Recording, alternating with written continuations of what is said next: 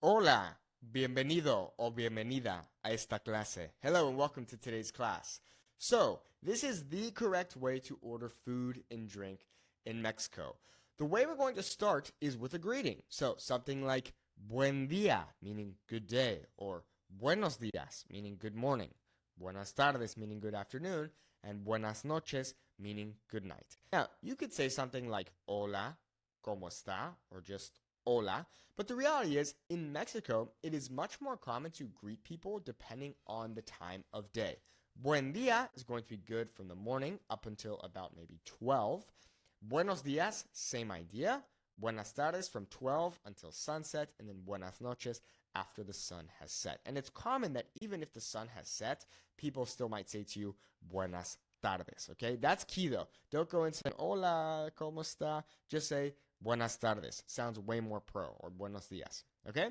Now, another thing to do, if you want to sound really pro, is to say provecho, okay? Provecho means enjoy your meal. And this could also think of, like in English, we might say, bon appetit, kind of joking. This is what that is in Spanish. And we use it all the time in Mexico. So, provecho. Now, when do we use provecho? Okay.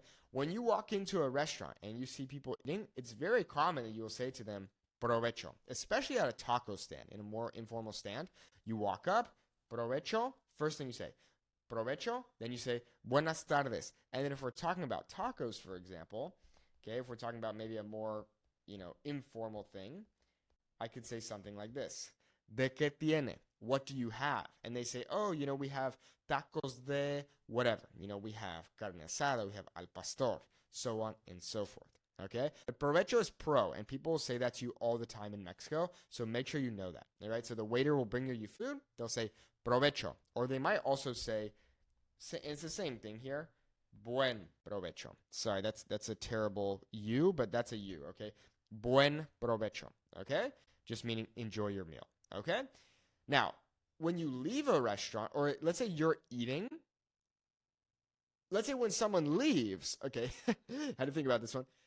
Someone's leaving, you're still eating. They say to you, provecho, hey, enjoy your meal. You can say to them, gracias, igualmente, thanks, likewise. Even though they're not eating anymore, the idea is, hey, have a good digestion. It's kind of the idea there. Okay, so you can say gracias, or you can just say gracias igual or igualmente, like thanks, same to you. Okay? Next, puedo sentarme aquí. Can I sit here? Okay, puedo sentarme aquí. Now remember that when it comes to object pronouns, so something like this little me right here, that's an object pronoun. You can always put these before the first conjugated verb in the sentence. So this is our first verb that is conjugated in this sentence. So we can take the me and we can put it before the puedo. So now we have two options. We could say me puedo sentar aquí, or puedo sentarme aquí. Do not use both of them at the same time. So you wouldn't say me puedo sentarme aquí. That's incorrect. You would just say me puedo sentar aquí, or puedo sentarme aquí. Okay? Next, ¿tienen una mesa para dos? Do you have a table for two? Okay, pretty straightforward. Now, this is important, okay? Me da and me das is the most common way to order in Mexico. Do not say me gustaría, okay? You can say that, but let's be honest. If you say me gustaría, it sounds a bit, people will still use me gustaría. But here's the thing. It's kind of like when you're a kid and you would ask your teacher, hey, can I go to the bathroom? And your teacher would say, I don't know. Can you? And you're like, oh my gosh, may I go to the bathroom? Okay? Similar thing going on here with Spanish. When you say something like me gustaría, right? Let's say you say, I would like a taco. Me gustaría un taco. Okay? Literally, that translates to, I would like a taco. But in Spanish, it kind of sounds like you're saying, hey, I would like a taco. And they're like, hey, that's great that you would like a taco, but do you want a taco? Do you want to order a taco? Do you want me to give you a taco? Therefore, it is better to say something like me da or me das. Now, a lot of people say to me, Nate, me da and me das sounds a bit rude. It sounds very like forward. It sounds rude. Well, here's the thing. In Spanish, we have commands, which would be something like this. Dame, okay? Dame is an informal tu command, okay? It's informal, okay? We also have deme, which is an usted command, and it's more formal. Here's the thing, though. Dame sounds pretty strong when you're ordering. You can say it, and it's totally fine. Dame. Deme would be even better because it's for usted, so we're showing respect. But when you use something like me da or me das, it's an even more passive way to command someone to do something. So, me representing me, and in this case, with da is coming from usted, which is formal, okay? Now, in this case, das is coming from tú. So, theoretically, or in reality, me da is more formal and polite. It's the most formal and polite way to order. So, me da, whatever. Something we could say would be, me da 5 tacos. Okay? And then we always have to add on our por favor there. Okay, it's very important. Me da 5 tacos, por favor. In Mexico, if you want 5 tacos, I apologize if you can hear the loud noise outside. 5 tacos in Mexico will actually be una orden. So you could also, instead of saying 5 tacos, you could just say, me da una orden de tacos al pastor, por favor. That's, kind of a pro way that you can do that, okay? But if you're not sure, use me da when ordering. Me das also works. It's slightly more informal, but me da is the safest one to use, okay? So let's put a big star next to me da. Use me da. Okay? This is the best one to use, me da. Okay? Awesome. All right, so yes, do not say me gustaría. Doesn't sound very good, okay? Next, let's take a look at some basic ways that we can order, okay? First is quiero, which is the most basic, just meaning I want, okay? Then we have voy a querer, which literally translates to I am going to want, or I'm going to want, okay? I'm going to want, blah, blah, blah, which maybe sounds a bit weird in English, but it is something that we'll use pretty frequently, okay? Voy a querer 5 tacos, por favor, okay? Or you can just say quiero, I want, whatever, okay? Next, le pido, meaning I order, or I order from you, okay? Once again, sounds weird when we translate into English, but the idea here is, hey, I'd like to order, or I order, blah, blah, blah, whatever. I'm going to order. The le here is referring to the mesero, okay? So I'll put that in red here. So le is representing el mesero, okay? So I'm going to order from you, the waiter, blah, blah, blah, okay? Same thing with le voy a pedir. That just means same thing as I am going to, but now with just pedir. So I am going to order from you, blah, blah, blah, whatever. Or, of course, para mí, which would be the most simple, just for me, blah, blah, blah. Now, careful with the word por. Many people confuse por and para. Now, here's the difference real quick, okay? Por is used for exchanges, but typically por means due to, okay? Due to or because of. It's not always the case. It can mean for, okay? But a common translation that we have of por is due to or because of. So, for example, todo esto es por ti.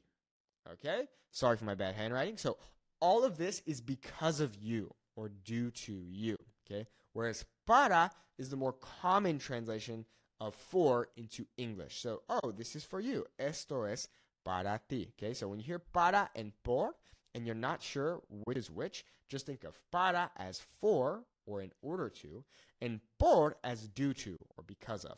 It can still mean for, but that's kind of an easy rule of thumb that you can follow. Okay?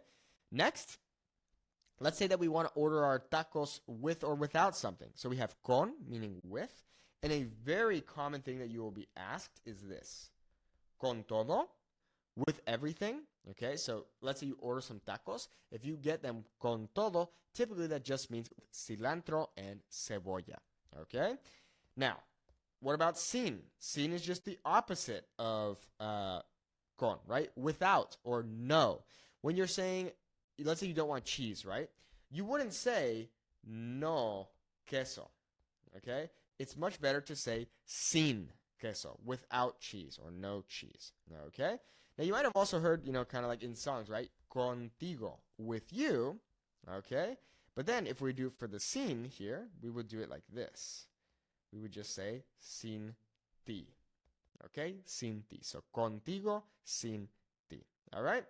Next is aparte, which is going to be on the side, right? So let's say you want cheese, but you want it on the side. Maybe you eat cheese, but your partner doesn't, for example. You could say, el queso aparte, okay? And then don't forget, we're always going to add por favor when ordering. It's very important. You can say porfa, which is basically just cutting off the favor, and it's a bit more informal, and it's kind of a more colloquial way that you can order, okay? So, el queso aparte, porfa, or por favor, okay? All right, para aquí, meaning for here, and para llevar, meaning to go, or to take away, okay? All right, we're almost done here. Me trae la cuenta. Could you bring me the bill? So notice how, once again, this me trae is kind of like the idea of me da, okay? It's an even more passive way to command someone to do something, because I could say something like, tráeme, I believe our accent goes here. Do we need an accent? Tráeme. We'll just put it there for now. Even the teacher isn't the best with accents. Okay, so tráeme, which is an informal command, meaning bring me. Or we could say tráigame, which is the formal command. Tráigame, okay? Bring me, okay? Tráigame, okay? But here with me trae, it's the even more passive way to command someone to do something, okay? La cuenta, por favor, is another way to ask for the bill, okay? Just the bill, please, or the check, okay? Another way, nos puede cobrar, can you charge us, or can we pay, basically? El pago, the payment, será con efectivo o tarjeta, okay? Efectivo is going to be cash money. You can think of it like it's effective. Cash is effective, okay? Tarjeta is card.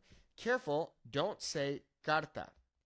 Carta is card, but that's a card that you would write to someone. So tarjeta would be a credit card, tarjeta de crédito, and a carta is a card that you would write to someone.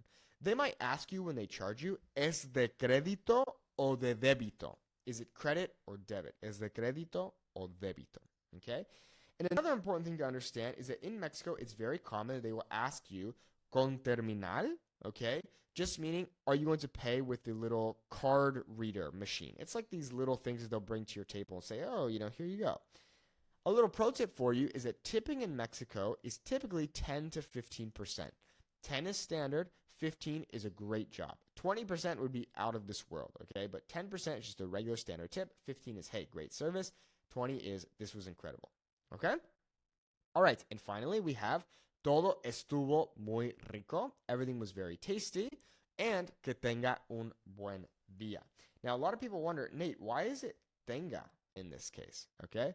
Well, tenga is the subjunctive mood. When I say to someone, hey, have a good day, in Spanish, the idea is it's not a guarantee that that person is going to have a good day. There is doubt, and therefore we say tenga instead of tiene, for example, okay?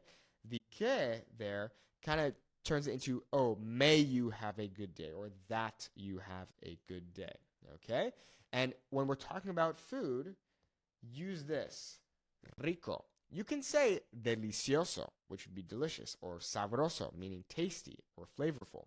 But the most common one we're going to use is rico, which just means tasty or good. So todo estuvo muy rico. Everything was very tasty.